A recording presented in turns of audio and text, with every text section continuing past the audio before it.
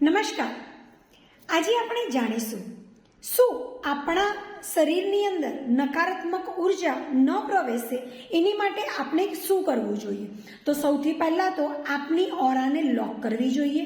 Number 2, જો લોક કરતા ન આવડતી હોય તો તમારા ડાબા પગના તળિયાના સેન્ટરમાં મેસથી તિલક કરવું જોઈએ.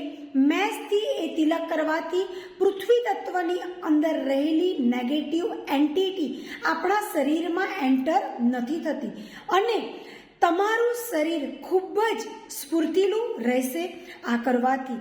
એની સાથે જમણા પગના તળિયાના સેન્ટરમાં કુમકુમનો તિલક કરવાથી તમારા જીવનની પ્રોસ્પરિટી વધે છે અને જીવનની પ્રોસ્પરિટી વધવાની સાથે સારું સ્વાસ્થ્ય પણ વધે છે, કારણ કે એ તિલક કરવાથી તમારું મૂલાધાર ચક્ર એક્ટિવ થઈ વેલ બેલેન્સ રહે છે અને મૂલાધાર તમારા શરીરનું મૂળ છે.